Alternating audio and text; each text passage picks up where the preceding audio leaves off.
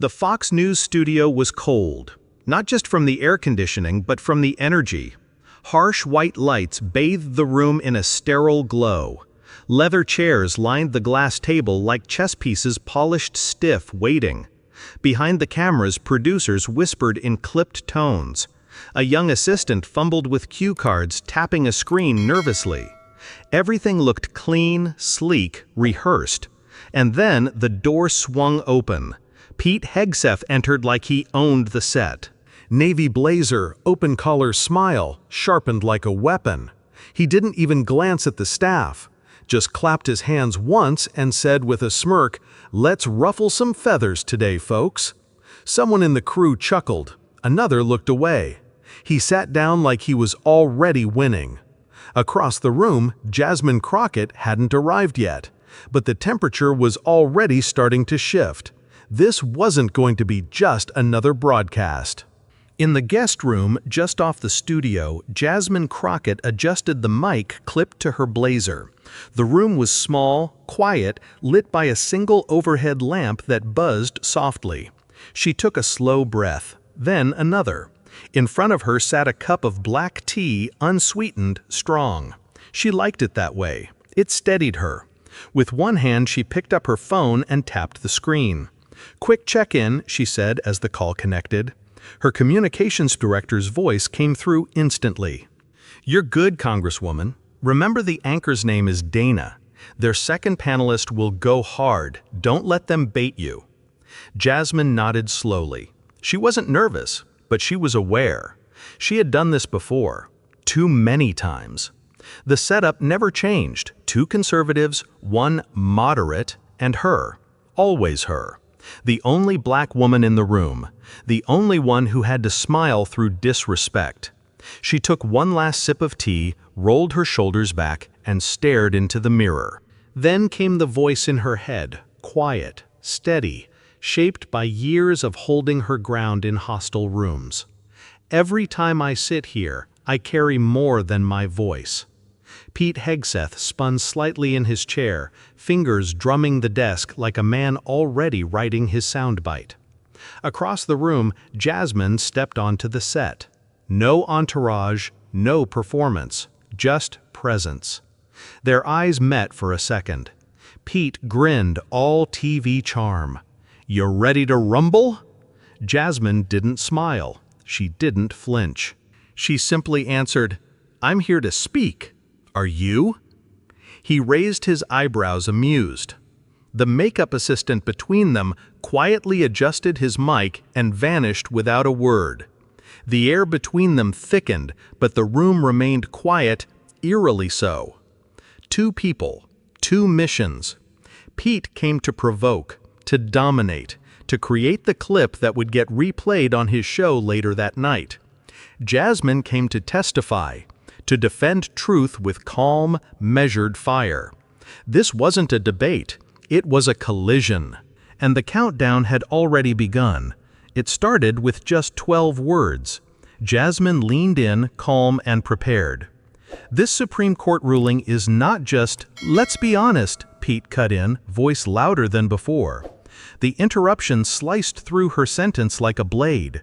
She paused, blinked once. A few people in the control room chuckled quietly. On set, one of the staffers smirked. The moderator didn't say a word. Jasmine inhaled slowly. It wasn't the first time she'd been talked over. And it wouldn't be the last. But this was the first shot of the morning. Pete leaned back like he'd just scored a point. He hadn't. He had just started a fire. Once could have been accidental. Twice was deliberate. By the third time Pete interrupted her, it wasn't a mistake. It was a pattern, a strategy. Jasmine was mid-sentence again when he cut in. "Hold on. That's not what the numbers show," he barked. She blinked. Her mouth closed slightly as if catching a thought before it spilled. The moderator shifted uncomfortably but said nothing. Pete smiled like a man in control. But something was shifting. Jasmine's eyes. They didn't narrow, they didn't burn, but something behind them went still. Too still. Like a lake that hides a coming storm. In living rooms across the country, viewers started to lean forward. Some clenched their teeth. Others whispered at their TVs, "Let her talk." They'd seen this before, too many times. "You're interrupting me again, Pete," Jasmine said, her tone firm but even. Pete leaned back, that same grin curling on his face like it had 100 times before. "You're just sensitive." 3 words, meant to dismiss, meant to belittle. But Jasmine didn't blank. She just stared. The moderator looked down at her notes, pretending to search for the next question. And in homes across America, something snapped. Viewers who had sat through meetings like this, interviews like this, family dinners like this, felt it in their chest, that familiar burn, because they knew exactly what this was. This wasn't disagreement, this was dismissal wrapped in a smirk. This was the art of gaslighting performed in public, packaged as polite debate. And suddenly, no one was watching a panel anymore. They were watching a pattern unfold, and they were getting angry. It happened during her 3rd answer. Jasmine had just started laying out the legal implications of the Supreme Court ruling calmly, clearly, precisely. What this ruling does is, "You're spinning it again," Pete barked louder this time. The studio air snapped. It was the 6th time he had interrupted her. Jasmine's lips pressed into a thin line. No blink, no flinch. Her hands resting on the table stopped moving. For a moment, everything paused. Even the moderator froze mid-turn, mid-breath, unsure whether to intervene or let it unravel. Pete leaned forward, triumphant, smirking like he'd just won something. But he hadn't won. He had just made a mistake, a critical one. Because at that exact moment, Jasmine Crockett made a decision, and no one in that studio was ready for it. She didn't snap. She didn't raise her voice. She didn't even blink. Jasmine just stared at him. The silence lasted 2 full seconds. But it felt like thunder rumbling behind closed walls. Even the control room stopped breathing. Pete smirked, still thinking he had the upper hand. And then calmly, crisply, without a trace of hesitation, Jasmine leaned forward, locked eyes with him, and said, "Shut up and let me finish." 6 words, no shouting, no theatrics, just steel. And in that moment, everything shifted. Pete blinked. The moderator froze. A producer behind the glass muttered, "Oh my God!" The panel was no longer a debate. It had become a reckoning. Pete went silent. For the first time in the segment, he had no comeback. His lips parted, but nothing came out. The moderator's eyes went wide. She looked toward the producer's booth, unsure what to do. A beat passed, then another. You could hear someone cough off camera. A paper rustled. The lights hummed. And then across the country, living rooms exploded. Gasps, cheers, laughter. People sitting on couches froze mid-sip. One viewer tweeted, "Did she just say that on Fox?" Yes, she did. And she didn't flinch. No apology, no second guess, no softening. Because Jasmine hadn't lost control. She had claimed it. It didn't take an hour. It didn't even take 15 minutes. 10 minutes. That's all it took for the clip to leave the Fox News studio and set the internet on fire. Someone in Cleveland screen recorded it and posted it to TikTok with no caption, just, "She told him." Within minutes, it spread like a match to dry grass. X, formerly Twitter, Facebook, Instagram Reels. The hashtags came fast and loud. Hashtag Crockett Strong. Hashtag Let Her Speak. Shut up, Pete. People weren't just watching, they were replaying, remixing, captioning, reacting. The internet didn't see a panel debate. They saw a line crossed and a woman who refused to stay quiet. The comments didn't stop. From Portland to Birmingham, from Detroit to El Paso, women across America were writing the same thing. She said what I couldn't. That look, I've given that look in meetings for years. She didn't just speak, she spoke for all of us. And it wasn't just online. In a middle school in Atlanta, a civics teacher paused her lesson and played the clip on the smartboard. Then she turned to the class and said, This right here is what it means to claim your voice." The room went silent. Even the rowdy kids paid attention. What Jasmine had done wasn't just about politics, it was about dignity. And the internet knew it. By noon, it was no longer just a viral clip. CNN aired the full segment twice. One anchor called Jasmine's response "precision under pressure." Another called it a textbook example of holding the line without raising your voice. MSNBC ran it in prime time. A legal analyst said this wasn't an outburst, it was a correction, a necessary one. But at Fox News, the story played differently. The version they aired that evening cut. Right before the 6 words, the confrontation vanished. No commentary, no explanation, just a tidy edit like it never happened. But it had happened, and now millions had seen it. They didn't need a headline, they'd seen the truth for themselves. The hotel room was quiet. Not studio quiet, not TV quiet, real quiet. The kind that presses in when the adrenaline fades. Jasmine sat cross-legged on the edge of the bed, still in her blazer. Her heels were off. Her phone screen lit the dim room. Hundreds of missed calls, thousands of mentions. She didn't check them. She just stared at one message. It was from her mother, the woman who taught her how to speak with clarity, how to hold her ground without raising her voice. The message said, "You were right to say it. That's all." And somehow, that was everything. At Fox News headquarters, the tension was thick. No jokes in the hallway. No high fives from producers. Pete didn't show up to the morning meeting. When his assistant knocked, his office door stayed shut. By noon, a senior producer finally called him in. He walked in slow, sunglasses still on indoors, jaw clenched.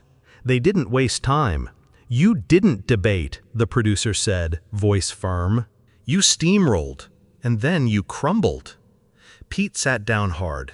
For a man who made a career out of being loud, he suddenly had nothing to say. Back in her hotel room, Jasmine sat with the lights off. Not because she was tired, but because silence was the only place where everything made sense. She stared out the window, past the parking lot, past the headlines piling up on her phone. What happened on that stage wasn't just about Pete. It was about all the times before.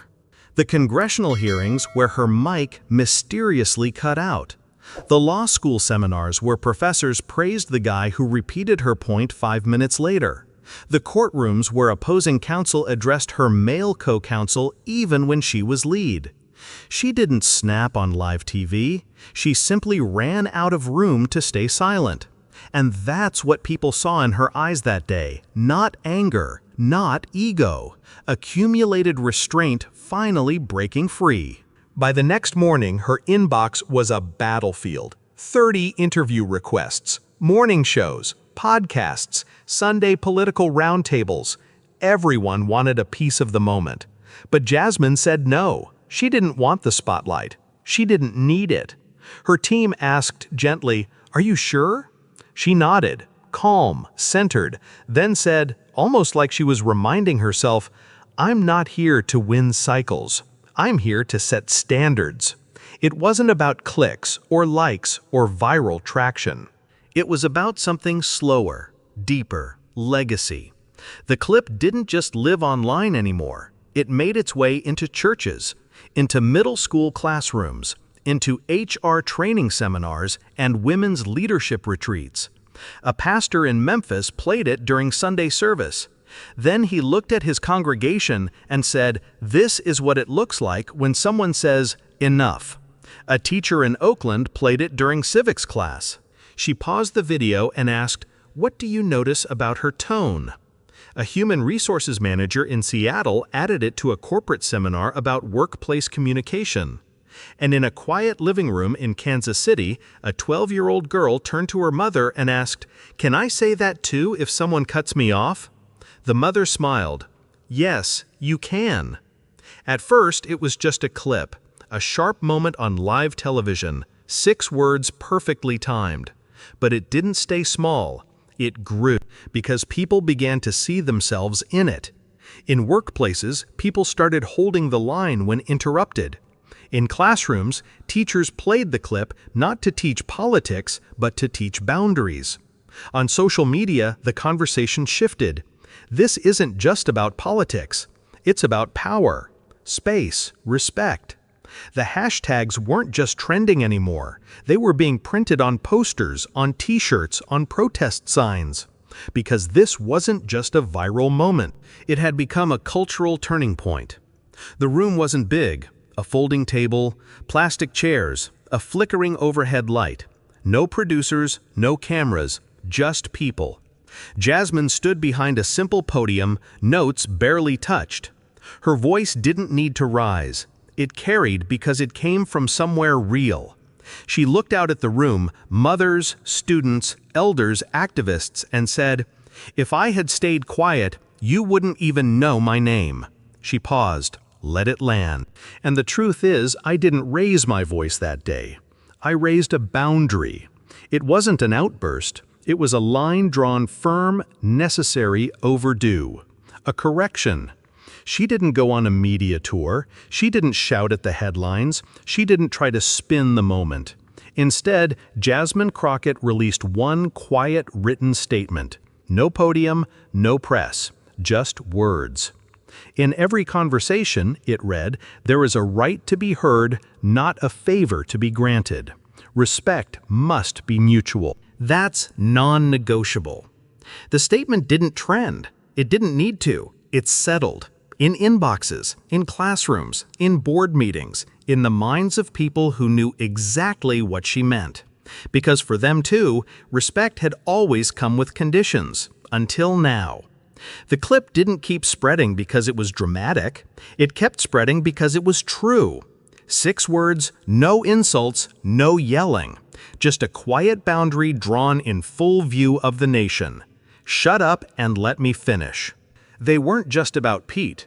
They were about every voice that had ever been cut off, every woman told to calm down, every moment where someone swallowed their truth just to keep the peace. Now, those 6 words were showing up in unexpected places, on sticky notes, in office cubicles, in the margins of high school notebooks, on coffee mugs, posters, conference slides. Not as rebellion, but as reminders. That power doesn't always shout. Sometimes it just speaks and refuses to stop. Sometimes silence is survival. You learn to pick your battles. You learn to breathe through being interrupted. You learn to smile while being dismissed. But eventually there comes a moment when silence no longer protects you. It erases you. Jasmine Crockett didn't raise her voice. She didn't lose control. She simply decided that her boundary mattered more than anyone's comfort. And that's the lesson. You don't have to shout to be powerful. You just have to know when enough is enough. So if you've ever been told to lower your voice, to be nice, to wait your turn, remember this. You are not being difficult. You are being heard. If this story meant something to you, if you've ever felt interrupted, dismissed, or overlooked, then don't scroll away. Subscribe to AZ Exposed, because we tell the stories the mainstream avoids. The raw, the real, the ones that say, you matter. Your voice matters. Hit that button. We're not done exposing the truth.